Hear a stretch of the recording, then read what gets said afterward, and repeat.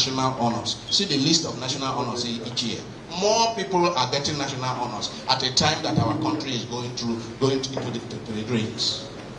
In the Bible, the book of Proverbs chapter 29 verse 18 says, where there is no vision, the people do perish. In Matthew's Gospel chapter 6 verse 22, Jesus says, the eye is the lamp of the body. If your eye is sound, your whole body will be full of light. But if your eye is unhealthy, your whole body will be full of darkness. If then the light in you is darkness, what darkness there is, how great the darkness. The scandal of contemporary Nigeria is, in my view, the ascendancy of elite debauchery and the preponderance of the cult of mediocrity in practically all spheres of our national life. I repeat, the scandal of contemporary Nigeria is, in my view, the ascendancy of elite debauchery and the preponderance of the cult of mediocrity in practically every sphere of our national life. Whereas Nigerians brandish more impressive academic credentials than perhaps citizens of any other African nation, and whereas universities and other tertiary institutions are littered all over the country, Nigeria today perishes for lack of knowledge. As a people, we groan under the weight of our collective myopia. There is an acute shortage of vision. There is an acute shortage of intellectual rigor. There is an acute shortage of critical thinking, even in academic circles. What appears to be in place is clearly the cult of mediocrity, whereby professors of political science who teach the values and principles of democracy and have written volumes of books on good governance, legal luminaries who hold the title of senior advocate of Nigeria and who have sworn to defend the rule of law, and highly respected religious prelates who are expected to hold truth as sacred. All these people now dance naked in the public square. They dance naked in the public square, reveling in falsehood and carrying on a lifestyle of primitive accumulation, commanding the brigade of ethnic bigotry and promoting a culture of impunity in the land. A few years ago, I wrote a poem that I called Scandal. It's a short one and I'll read it. It's as follows. Scandal. Daddy has eaten the sour grapes, and today my brothers and sisters are gnashing their teeth. Mommy has tasted the forbidden fruit, and now the kids are out naked in the cold. They have desecrated the tree of love and violated the sanctuary of justice. And so the children flee from wisdom's child, and they fall into the callous embrace of the angel of death. Tomorrow has become a stone wall that my brothers and sisters stare at with angry desperation. Cursed be that blind day when Daddy resolved to steal food off the hands of his own children. Alas, for that dark hour when Mommy chose to mortgage tomorrow for the fleeting pleasures of today. Scandal. There is this Greek saying that a society grows great when leaders plant trees under whose shade they know they will never sit. A society grows great when leaders plant trees under whose shade they know they will never sit. Great societies are built by leaders who planted oak trees, iroko trees, and baobab trees. These trees take hundreds of years to grow and mature, but afterwards they are the sturdiest and the strongest trees in the forest. But what kind of trees do our own leaders plant? Here in Nigeria, our leaders plant pawpaw trees and pulpwood trees so that they can harvest in 2 or 3 years.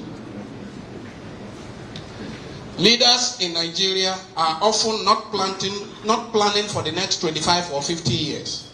leaders in Nigeria are often planning for the next election, meaning 3 years, 2 years, 1 year, just the next election.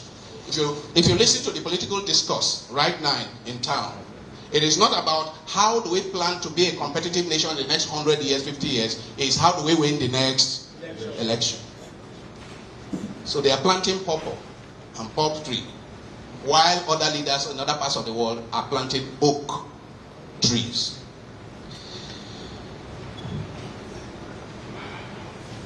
We have often spoken of the failure of leadership in these climes.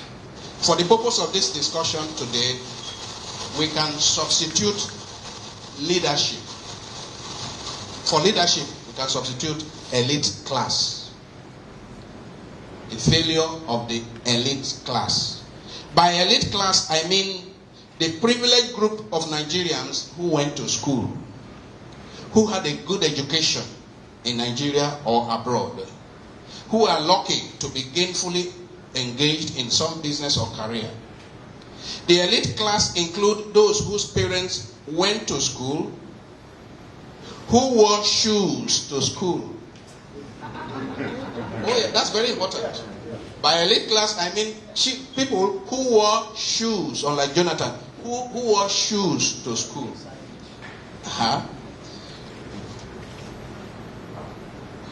Who grew up in GRA or in some posh part of town. People like Chichi.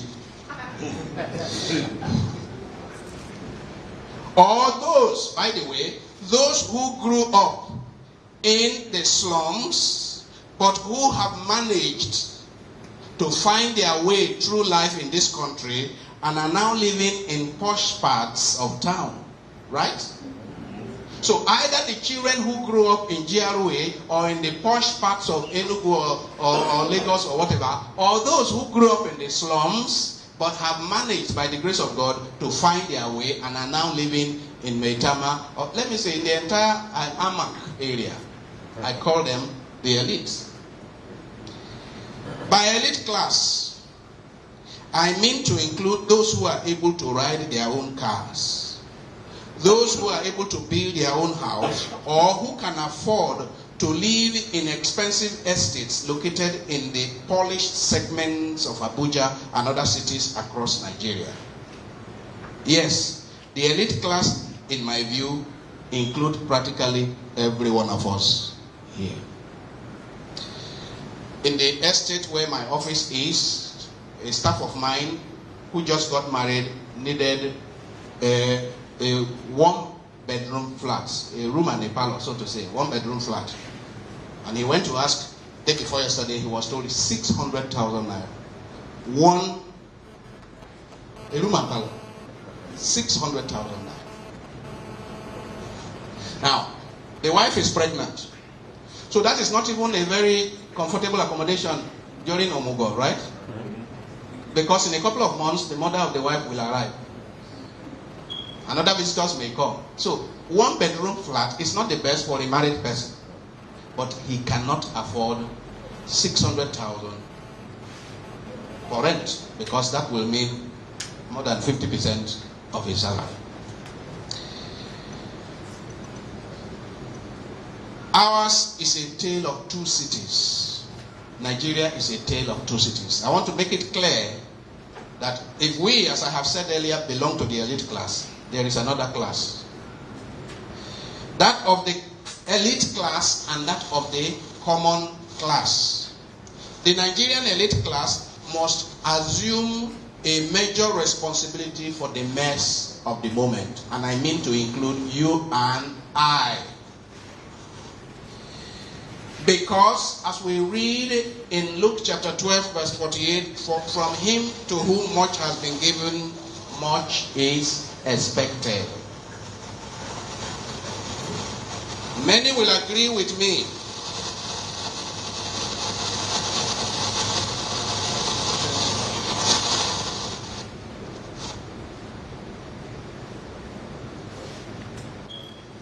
dynamics have always been unjustly skewed in favor of the elite class. And I will explain.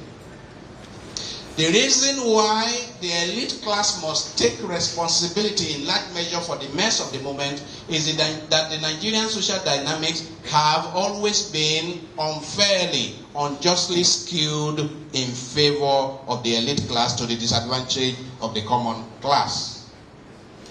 The Nigerian social dynamics are simply a continuation of the colonial structures of exploitation and oppression,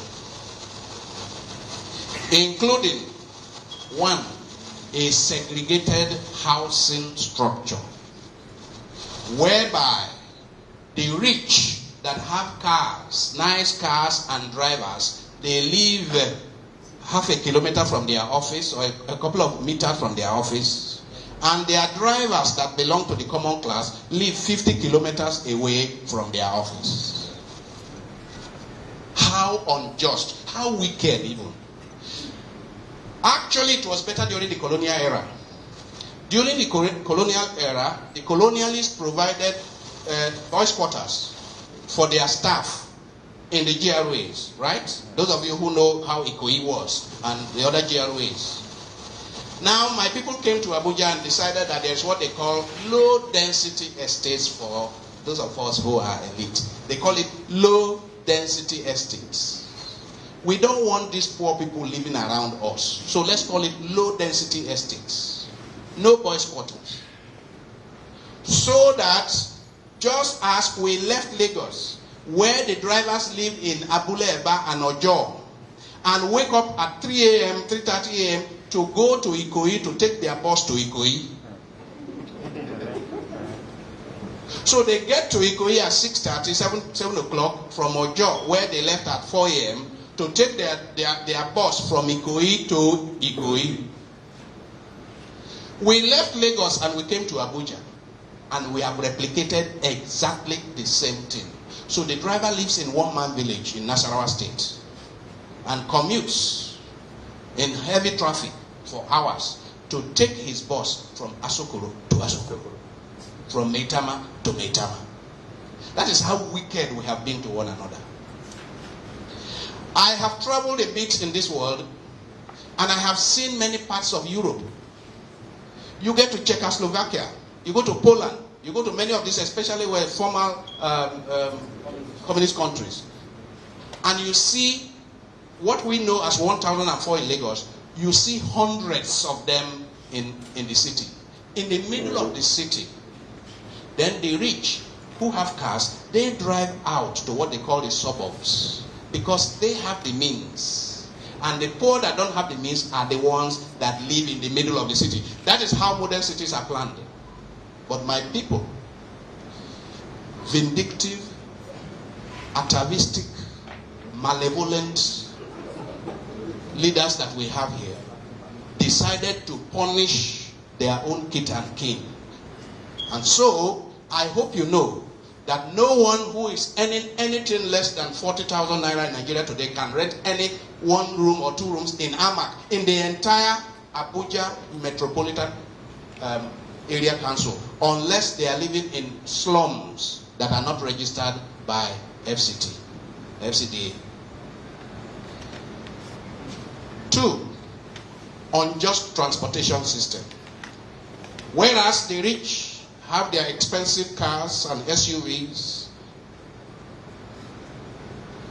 the poor are abandoned to rickety contraptions that serve as public transportation.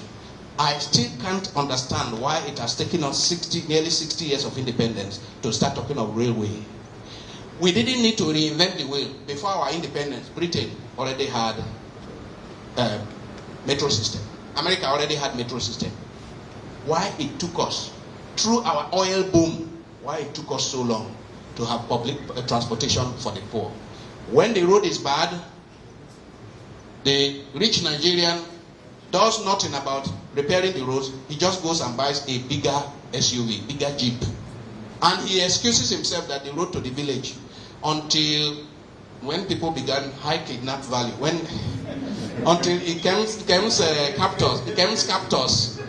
began to catch people who have nice Jeeps. Then you know what they now do? They leave the Jeep in Abuja. The reason why they bought the big Jeep is that to be able to go to the village.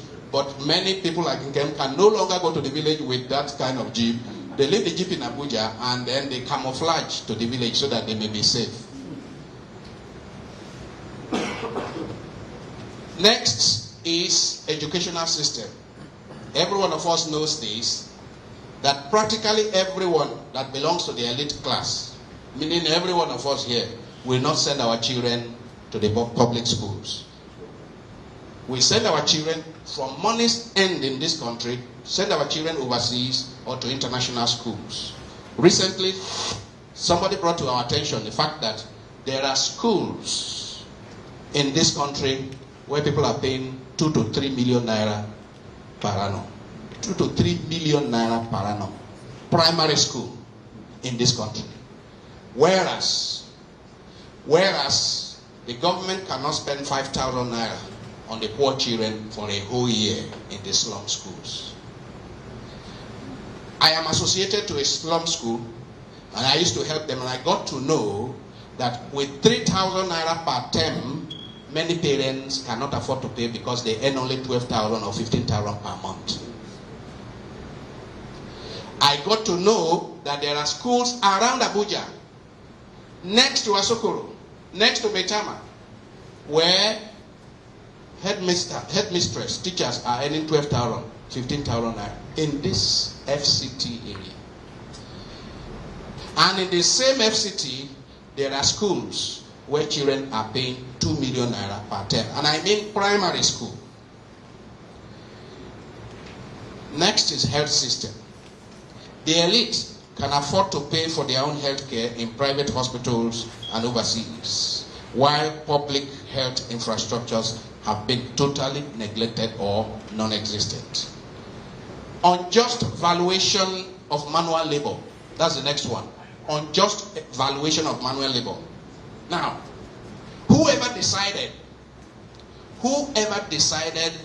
that the job of a director in the office, in the ministry, a doctor in the hospital is 50 times more valuable than the job of the one who takes care of the road, who sweeps the road? Whoever decided that?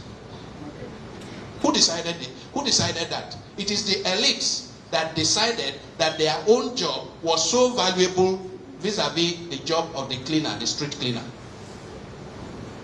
It is not God that decided that.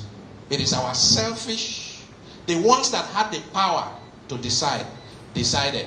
You let me know when I'm to stop. You have 10 minutes. Okay, thank you, that's enough. So it is the people who have the power who decided that our own work was not 2 times, not 3 times. There are people who earn up to 5 million naira in the month in this country. And in the same country, going to the same market, and we need the same health, the same kind of nutritious food to survive. There are people earning 10,000 naira, 15,000 naira in the month. And you think that society can have peace? It's not possible. I spoke to my people in church today and I said, tell all your friends who have bulletproof cars, they need to make the bulletproof double. They need to make it double. Tell them that they not only need bulletproof cars, they need bulletproof houses, and that the road from the house to the car need to be made bulletproof. Because the way we are going, as you lay your bed, so you lie on it. Unfair administration of the criminal justice. I happened to have a television interview with a jurist recently, and he was defending the fact that, the problem is our adversarial judicial system, criminal system is not the inquisitorial one, and so on and so forth. I say it is the human beings that are operating it, because Britain has the same adversarial system. My point was, how is it that the judicial system, the justice system, the criminal system is so unfairly skewed against the poor? That if a poor man steals a goat, within 3 months, they go through the prosecution and he's sentenced to 6 months jail, and he rots there in jail, and that when a big man who steals 10 billion naira is caught, for the next 5 years, we are still discussing the preliminaries as to whether the judge has the jurisdiction, the power to try him or not.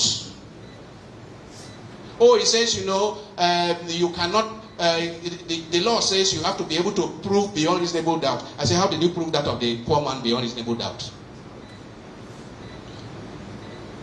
So our justice system, our criminal system is unfairly, unjustly, immorally skewed against the poor.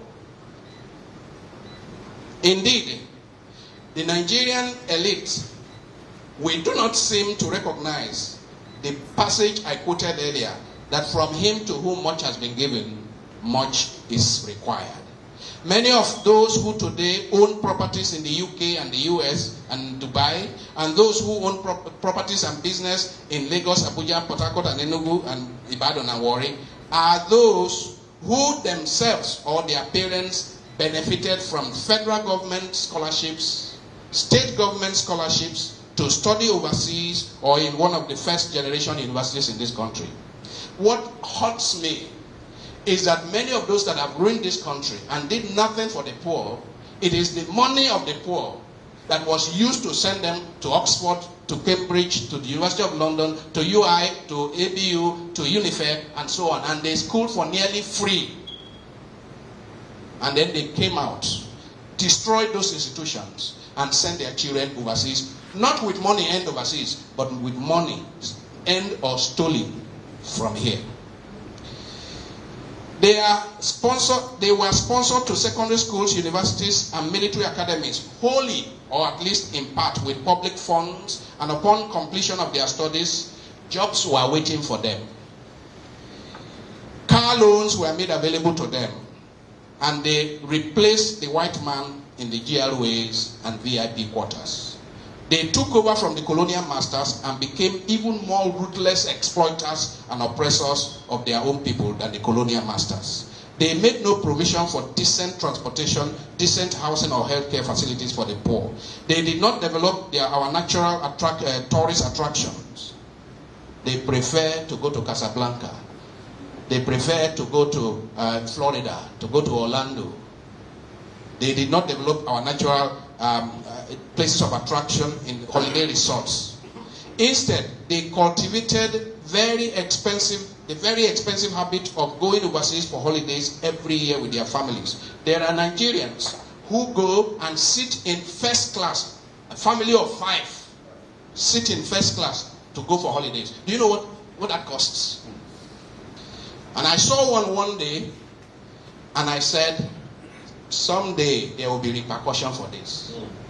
You know, the family of 5 sat in first class, and they had a nanny, and they sent the nanny to sit down with me in commoners class.